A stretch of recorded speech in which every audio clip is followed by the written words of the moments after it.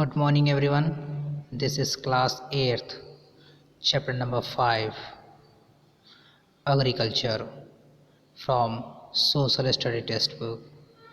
And today my topic is first, subsistence farming, second, intensive subsistence farming, third, shifting cultivation, fourth, commercial farming, fifth, mixed farming, and sixth plantations. Chapter के माध्यम से आज आप समझेंगे कि विभिन्न विभिन्न प्रकार की कृषि किस तरह होती है और उसके लाभ क्या होते हैं। इस चैप्टर को शुरू करने से पहले हम ये जान लेते हैं एग्रीकल्चर का मतलब क्या होता है। The word agriculture is derived from the Latin words ager और agri meaning soil and culture meaning cultivation।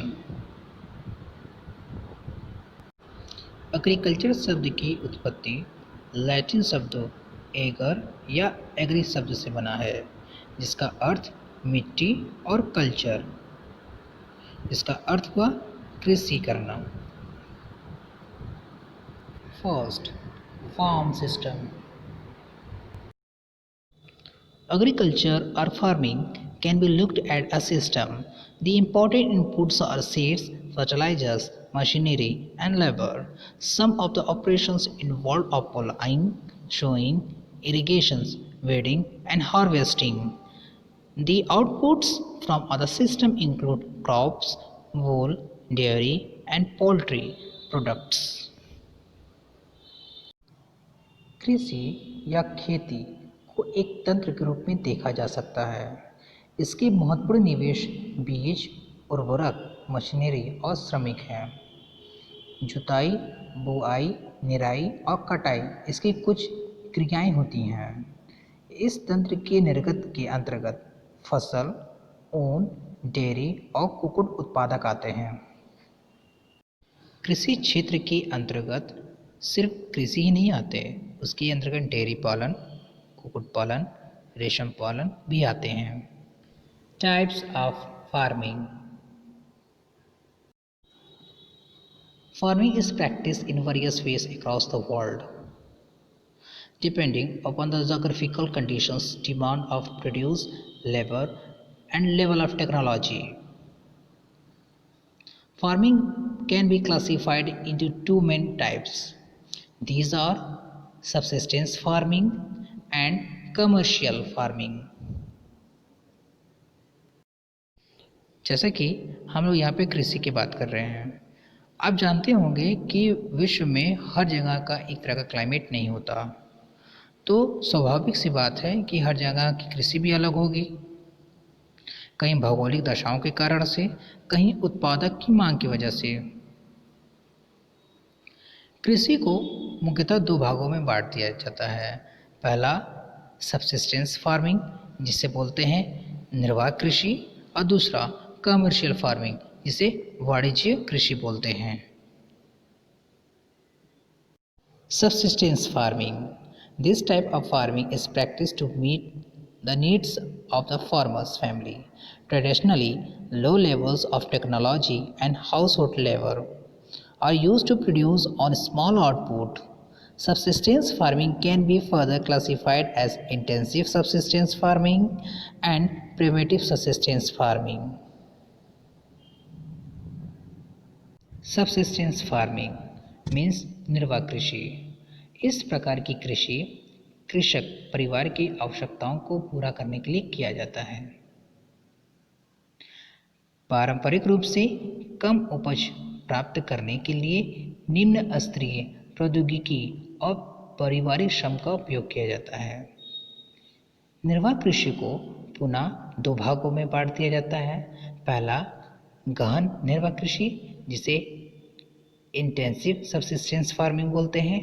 दूसरा आदिम निर्वाह कृषि, जिसे प्रिमिटिव सबसिस्टेंस फार्मिंग बोलते हैं।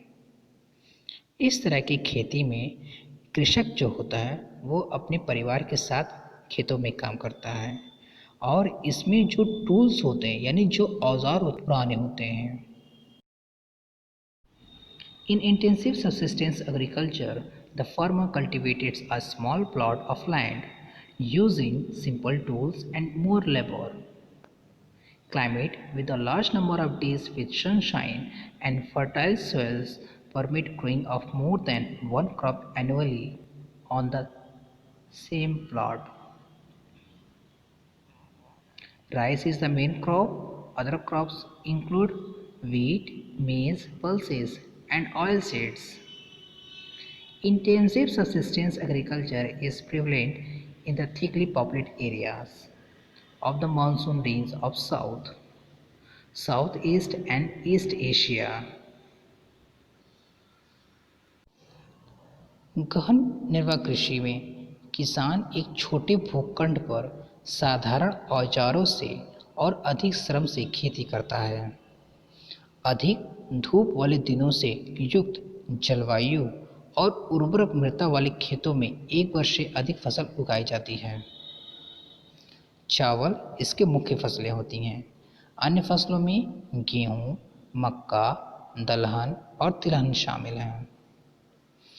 गहन निर्वाह कृषि दक्षिणी दक्षिणी पूर्वी और पूर्वी एशिया के सघन जनसंख्या वाले मानसूनी प्रदेशों में प्रचलित है। Shifting cultivation. Shifting cultivation is practiced in thickly forested areas of Amazon basin, tropical Africa, parts of Southeast Asia, and Northeast India. These are areas of heavy rainfall and quick regeneration of vegetation. A plot of land is cleared by the felling of trees and burning them. The ashes are then mixed with the soil and crops like maize, yam, potatoes, and cassava are grown after the soil losses. It's fertile and the land is abandoned and the cultivator moves to a new plot. Shifting cultivation is also known as burn agriculture. Shifting cultivations means स्थानांतरित कृषि। इस प्रकार की कृषि Amazon basin के सघन वाले क्षेत्रों और उष्णकटिबंधीय अफ्रीका, दक्षिण पूर्वी एशिया और उत्तर पूर्वी भारत के भागों में होती है। क्योंकि इस क्षेत्र में अधिक मात्रा में भारी वर्षा और वनस्पति पाई जाती है। इस तरह की खेती वृक्षों को काटकर जला दिया जाता है और जले हुए राख इस भूखंड में यानी मिट्टी में मिला दिया जाता है और उससे उर्वरता उसमें पैदा हो जाती है और इससे मक्का, आलू और कसावा जैसे फसलों को उगाया जाता है। भूमि की उर्वरता की समाप्ति के बाद वह भूमि छोड़ दी जाती है। कृषक यानी किसान नए भूखंड की ओर चल देता है। स्थानांतरित कृषि को कृंतन या दहन प्रणाली भी कहा जाता है। इसे आप इस तरह से भी समझ सकते हैं। स्थानांतरित मीन्स एक जगह से दूसरे जगह। किसान खेतों में लगे वृक्षों को काट करके जब वह वृक्ष जल के राख हो जाती है तो उस राख से मिट्टी में उसको मिला दिया जाता है, जिसके कारण से मिट्टी में उर्वरता पैदा हो जाती है और उस जमीन में खेती करने लायक हो जाती है। बाद में जब उस खेत की उर्वरता खत्म हो जाती है तब किसान दूसरे ज़मीन की तरफ रुख करता है। तो आप समझ गए होंगे कि शिफ्टिंग कल्टीवेशंस का मतलब क्या होता है। शिफ्टिंग कल्टीवेशन को स्लैश एंड बर्न एग्रीकल्चर भी बोलते हैं।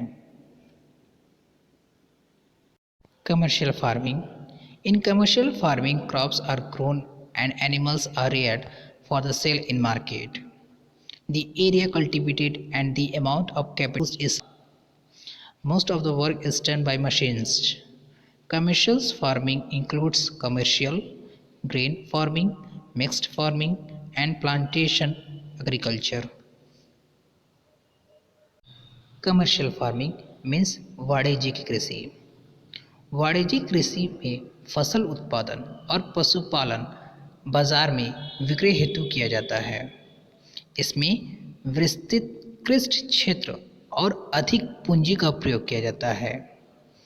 वाणिज्यिक कृषि में वाणिज्य, अनाज कृषि, मिश्रित कृषि और रोपण कृषि शामिल हैं। जैसे कि आप यहाँ पर कमर्शियल फार्मिंग यानी वाणिज्यिक कृषि को समझ रहे हैं। इस प्रकार की कृषि का मुख्य लक्ष्य आधुनिक निवेशों जैसे अधिक पैदावार देने वाली बीजों, रासायनिक उर्वरकों और कीटनाशकों का प्रयोग किया जाता है, जिससे अधिक से अधिक पैदावार प्राप्त हो सके और किसान अधिक से अधिक लाभ कमा सकें। तो इस प्रक्रिया को कमर्शियल फार्मिंग कहा जाता है। Mixed farming. Mixed farming. In mixed farming, the land is used for the growing food and fodder crops and rearing livestock. It is practiced in Europe, Eastern USA, Argentina, Southeast Australia, New Zealand and South Africa. Mixed farming, जैसे नाम से ही पता चल रहा है, मिला जुला। इसे मिश्रित कृषि भी बोलते हैं।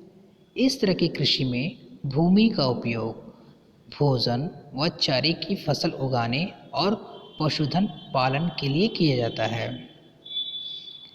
इस तरह का कृषि यूरोप में और eastern USA, Argentina, south east Australia, New Zealand और साउथ अफ्रीका में होता है। जैसा कि आप जान चुके हैं कि मिश्रित कृषि का मतलब मिला जुला होता है। इसमें जब फसलों के उत्पादनों के साथ और पशुपालन भी किया जाता है, तो इस तरह की कृषि को मिश्रित कृषि या मिश्रित खेती भी कहते हैं। फलों उत्पादन के साथ साथ जब पशुपालन भी आय के स्रोत हो जाते हैं, तो ऐसी कृषि को मिश्रित कृषि कहा जाता है। Plantations. Plantations are a type of commercial farming where a single crop of tea, coffee, sugarcane, cashew, rubber, banana or cotton are grown. Large amount of labor and capital are required. The produce may be processed on the farm itself or in nearby factories. The development of a transport network is thus essential for such farming. Plantations means रोपण कृषि। वाणिज्यिक कृषि के अंतर्गत जहाँ चाय, कहवा, काजू, रबड़, केला अथवा कपास की एकल फसल उगाई जाती है, तो इस प्रक्रिया को प्लांटेशंस कहा जाता है। इसमें बड़े पैमाने पर श्रम और पूंजी की आवश्यकता होती है। उत्पाद का प्रसंस्करण खेतों पर ही या निकट के कारखानों में किया जा सकता है। इस प्रकार की कृषि में परिवहन जाल की आवश्यकता अनिवार्यता होती है। आप इसे इस तरह भी समझ सकते हैं, जब बड़े बड़े बागानों में या खेतों में जिसमें एक बार वृक्षों को लगा दिया जाता है और कुछ समय पश्चात से कई वर्षों तक उनसे उत्पादन प्राप्त होता है, तो ऐसी प्रक्रिया को रोपण कृषि कहते हैं। यह मुख्यतः व्यापारिक कृषि होती है। Students, part first is finished. Thank you.